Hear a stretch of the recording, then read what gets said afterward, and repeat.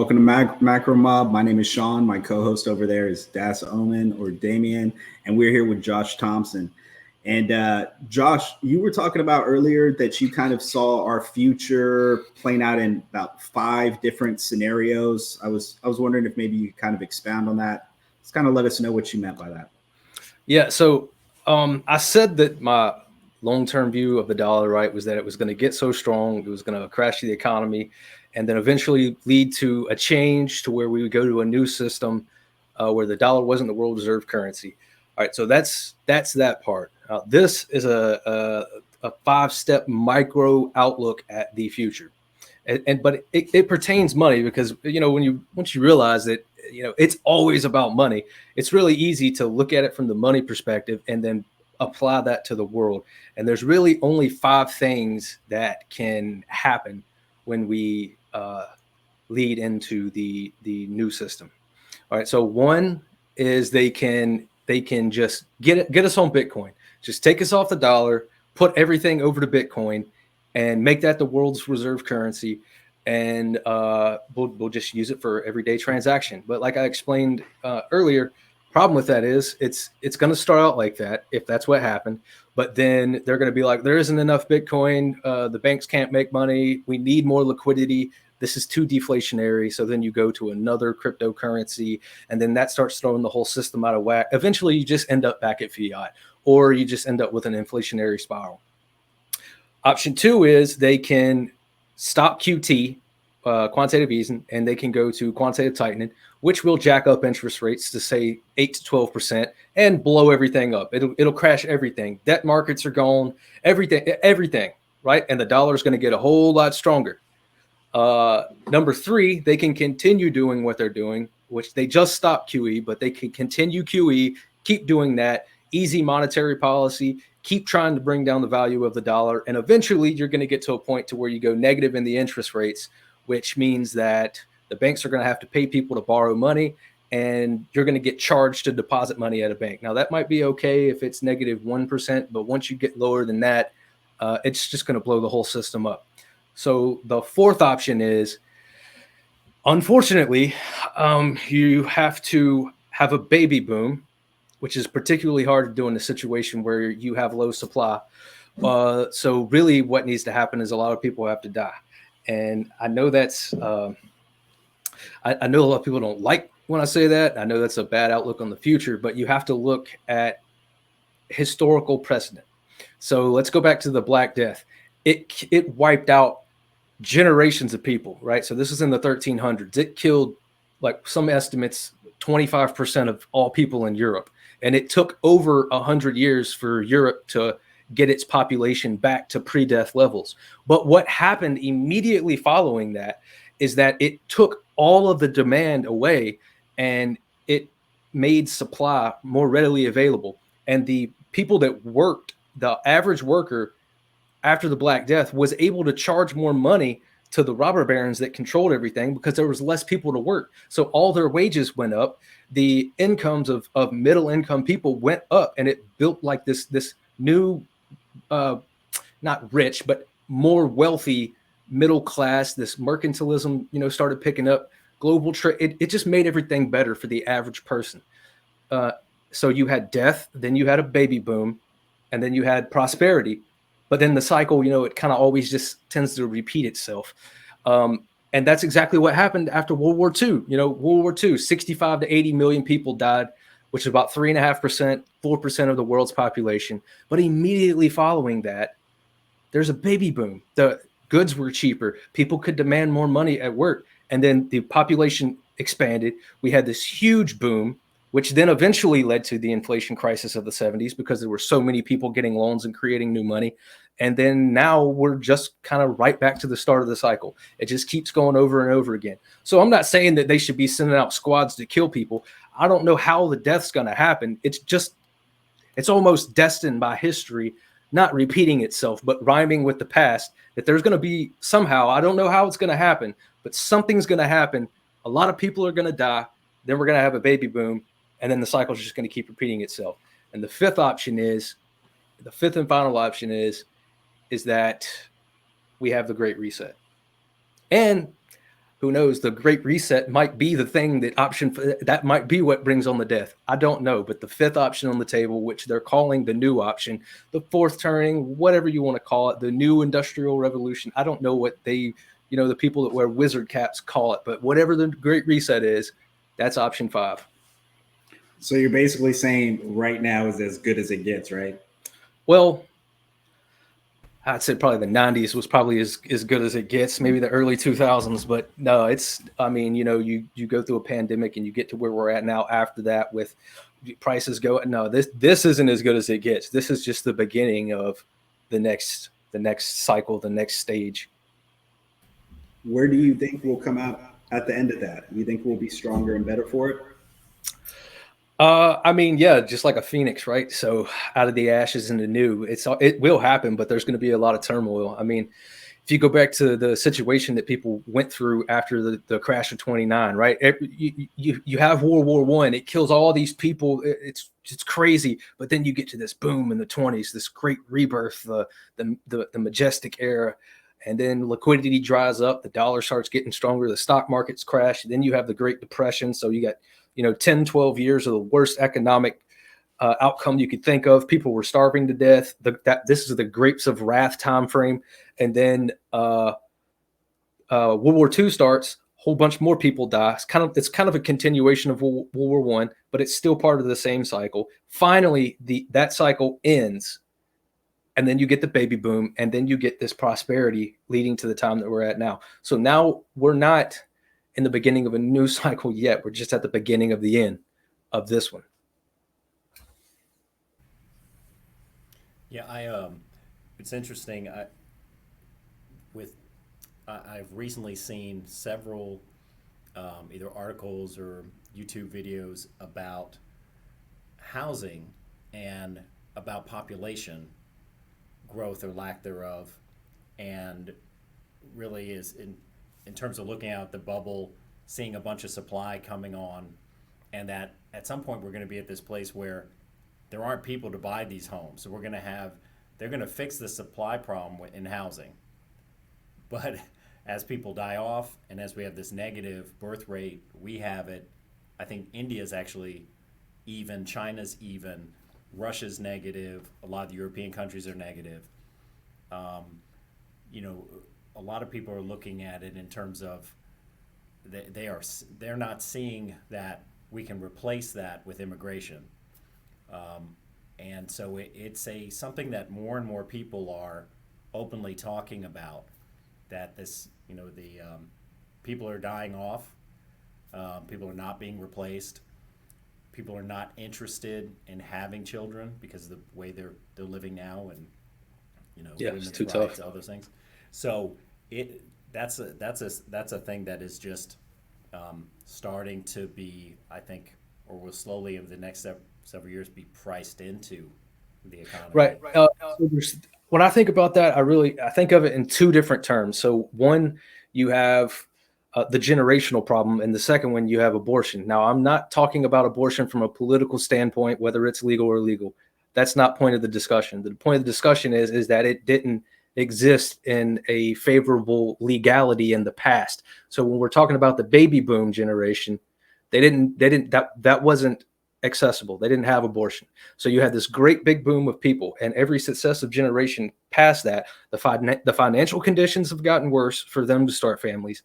And on top of that, you have abortions now, to where it makes the successive baby booms after that diminish in size. So when you look at it from a macro standpoint, generation to generation to generation, there's less and less people in every 10-year block, right? So if you just go from decade to decade, and every 10-year block, there's going to be successively less and less people, like you were talking about. So prices have to go down. Let's say you have 1,000 homes and they're all occupied by baby boomers.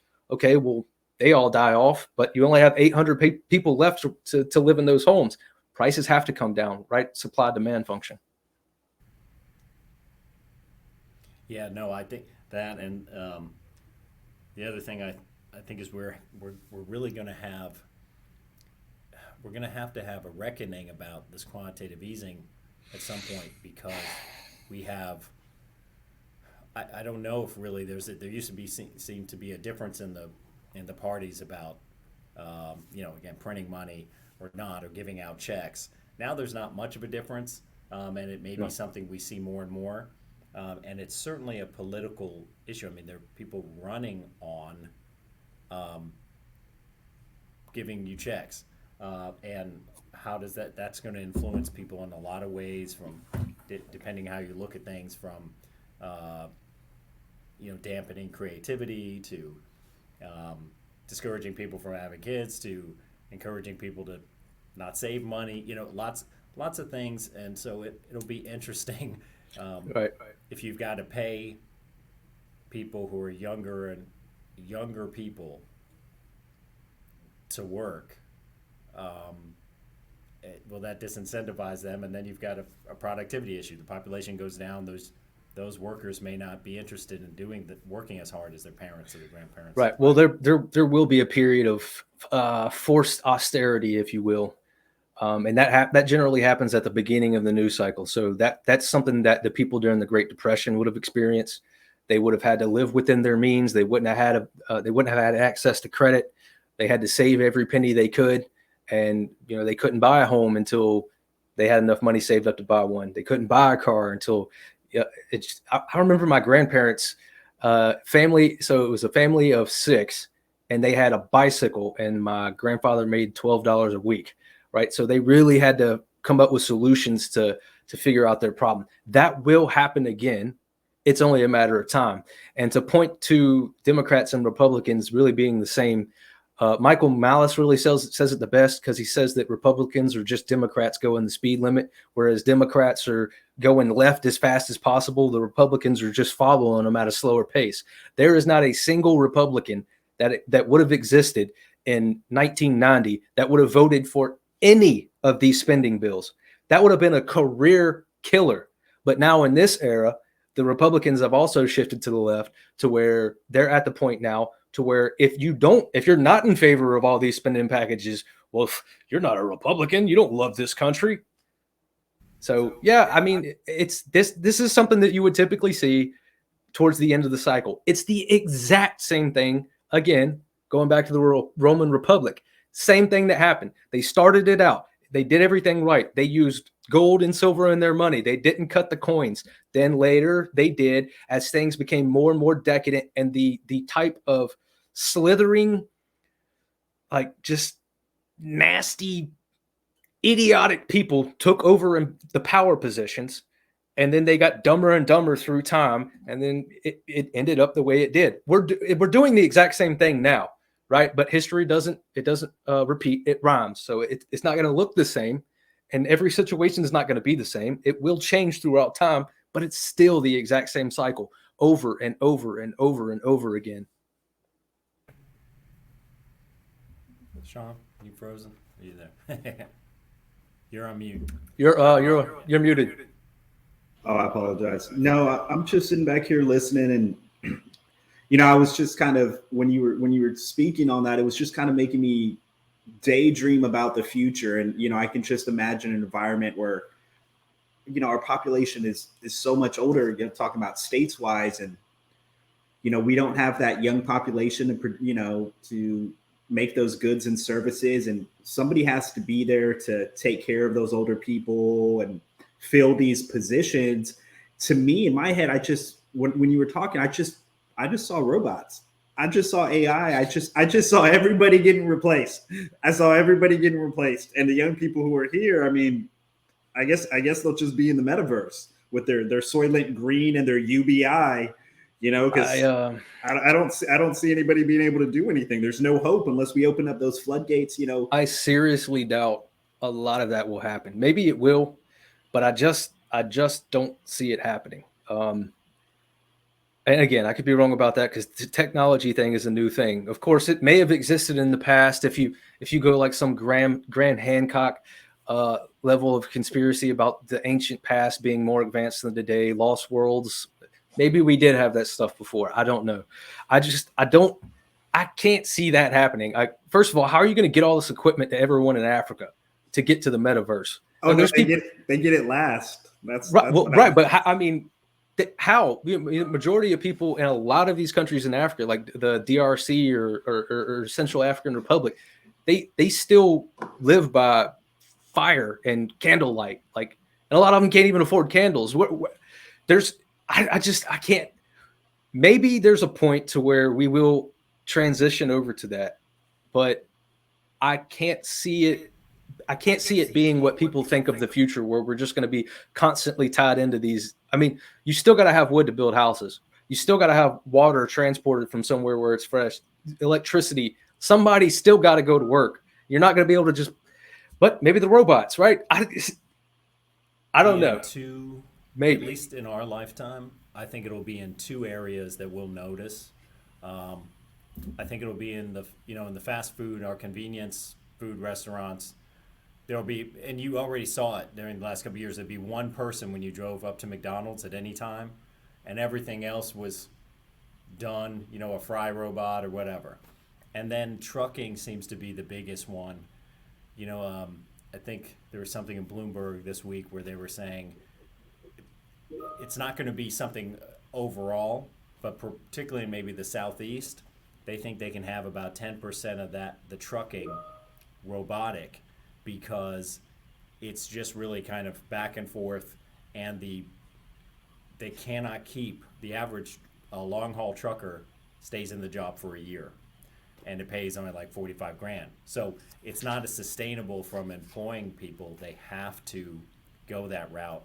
So I think what we'll notice is we won't necessarily have a robot taking care of us at home, but all the things we rely on to show up at Walmart in time will be robotically trucked there. Well, and basically everything that you guys just talked about is kind of that kind of like, okay, well, what's the point of those robots, right? So you got to ask yourself that question first. What's the point of those robots? Is it because there isn't enough humans to do the job? Because that kind of sounds like a lot of people died. Either they just died naturally, and then over a span of time, millions of people died, or maybe they died in a war. Maybe why would you want to? Let's say the robots cost $500,000 a piece. Why would you not just pay somebody $9 an hour to do that job? To you, as the owner of a corporation or a manager, that is a robot to you.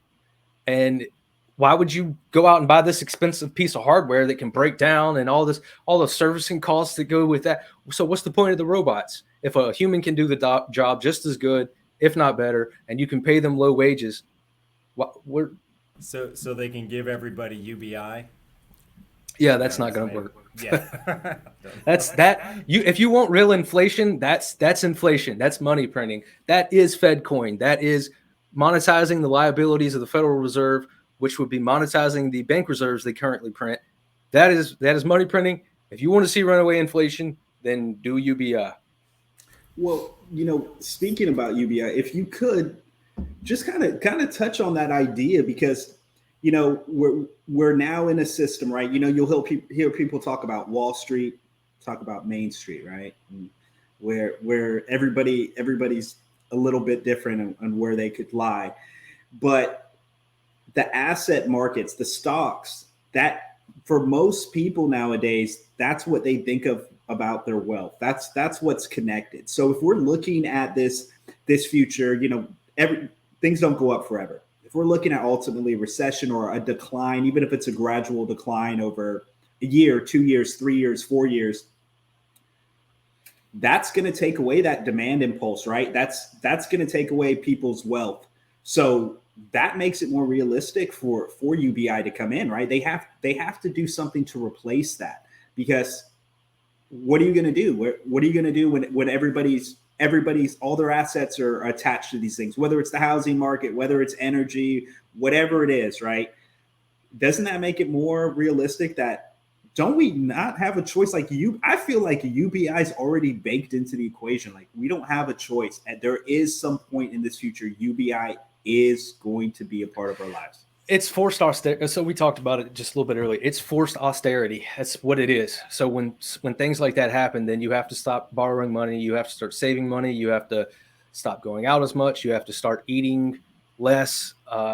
That's just what it is. And if you do UBI, then you get inflation, which makes the demand supply problem even worse, and it puts people in a worse position, because you got to remember, it's just the way human beings are wired. we don't value things that are easy to get. If they're too easy to get, they lose value. And that comes with money. That comes with people that work out, for example. People aspire to want to be big and have muscles or be lean, like in a woman's case, because it's hard, not because it's easy. You can't eat yourself into that. It takes a lot of work. And if you can just lay on your couch all day and just get all this UBI money, what's going to happen is, if it is set up inflationary, like through FedCoin, then you just have a runaway inflation problem and people's lives are still bad.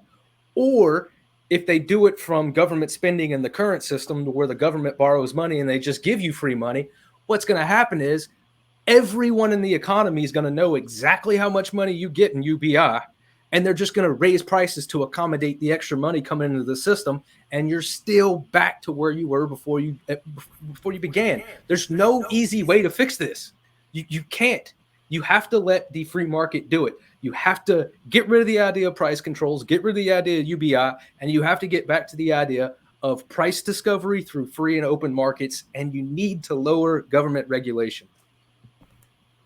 What will happen is everyone will know it's UBI Friday, and that most people, I mean, if most people can't,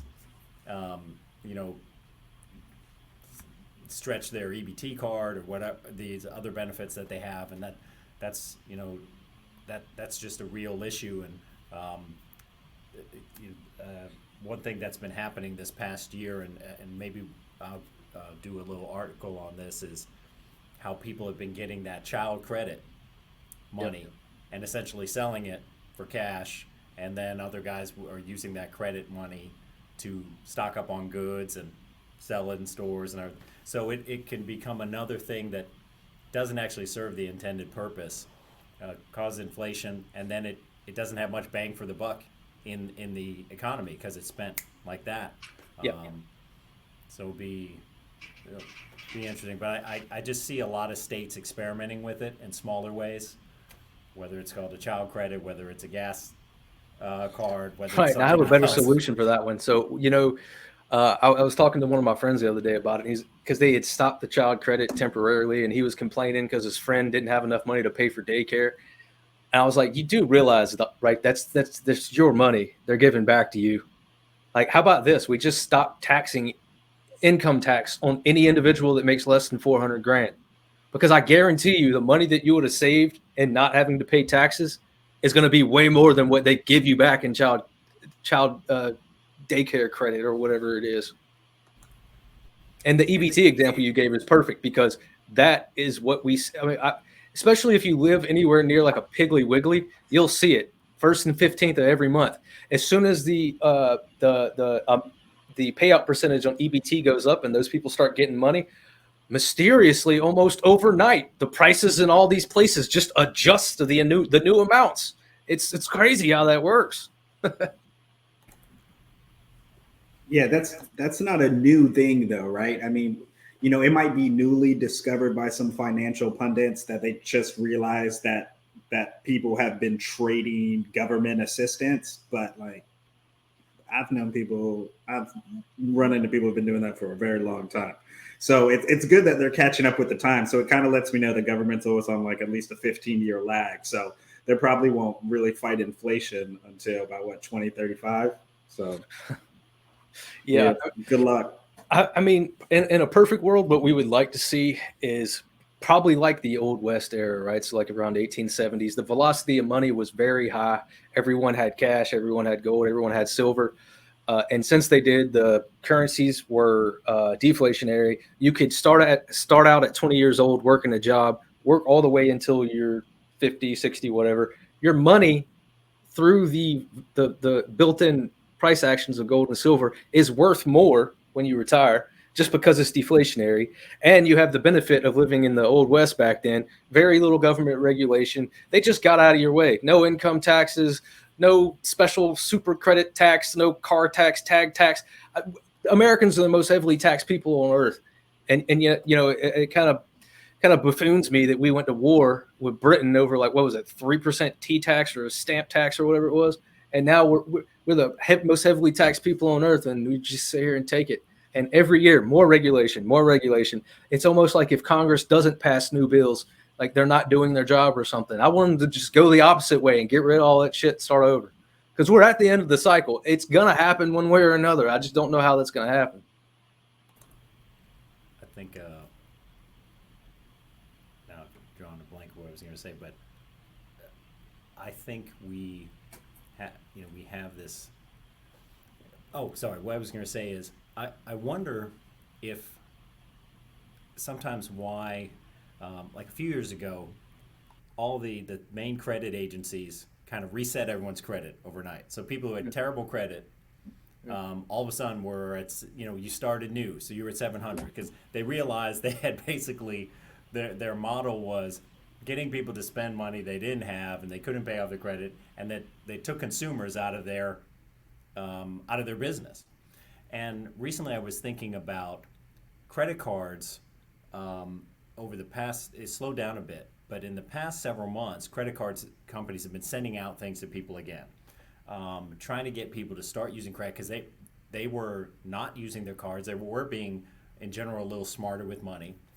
And I wonder if there's a business group in our country who actually can lead that velocity of money that you're talking about. In other words, saying, hey, look, is there a way that we can, whether we give people money through UBI or whether people or wages go up or how or people are being smarter about their money, you would think that someone like American Express or Visa would have an interest in getting that money spent again, really quickly, and moving it around the economy in a place where the money supply is shrinking, because that way they kind of, it sustains their business. And maybe there's something for the creativity from the business side to help solve solutions that the government's not really, they're either going to write someone money or take someone's money. Right. Well, there's a problem with that. The problem is the credit card companies actually make it worse, because when you spend money on your credit card, you're taking out a loan. Every time you spend money on your credit card, it's literally creating new money right then and there on the spot. But the problem is, the reason the credit card companies make it worse is because their interest rates are way higher than a bank.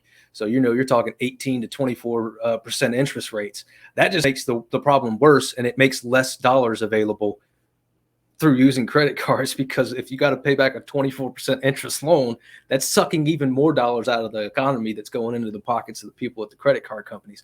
So that doesn't make the problem better. It makes it worse. Really what needs to happen is less government regulation. We need to get the national debt under control, and they need to raise the amount of physical cash that's used in essentially what I'm trying to say is they need to make it harder to use debit cards and force people to use cash more often, because that's the quickest way. That's not the only way, but it is the quickest way to get the M2 velocity of money to go back up to where we actually could be left in a situation to pay off the national debt. Problem with that is it costs more money to print physical cash than what the money's actually worth. So that's the problem that the people at the Federal Reserve and the government have to deal with. Yeah, so we literally have to make money printer go. Yeah, we would literally have to print new cash, and because the reason is, I'm sure you guys are all aware, but just in case the audience isn't, when you pay off cash with the digits, the money disappears, so it lessens the money supply. But if you have physical cash, you can use physical cash to pay off a debt. Well, that physical cash doesn't just go away. It just gets recirculated back into the economy. And that's why you could have, say $5 trillion worth of cash pay off a national debt of 30 trillion. But, you get that velocity of money moving, and you use physical cash to pay off debts. But you got to be careful with that. That's why they never print enough physical cash that actually represents the entire money supply. Because if you do get too much, then all the debt gets paid off, and then you're just left with all this money, and it loses value, and then you really will get a inflation runaway type scenario. So it's kind of a balancing act you got to do there. But it is clear with the velocity of money now and the use of debit cards that we need to get more physical cash to get the velocity of money back up. Did you have anything else, Dane, that you No, want to say? no, I really appreciate your time, Josh, a lot. I mean, this is great. Yeah, Josh, we really appreciated you. That was a lot of fun. We hope to be able to talk to you again, to be honest with you. And is there anything else that you want to leave our viewers with? Just look me up on Twitter, Assume37, ASSUMED 37. I do have a YouTube channel. Link's going to be in my Twitter profile. I talk about all this stuff, but probably not as in depth as I did today. So thanks for having me on, guys. Yeah, and lastly, when I said viewers, I just want to let you know that's my mom and my wife. Okay? Not a problem. All right, appreciate y'all.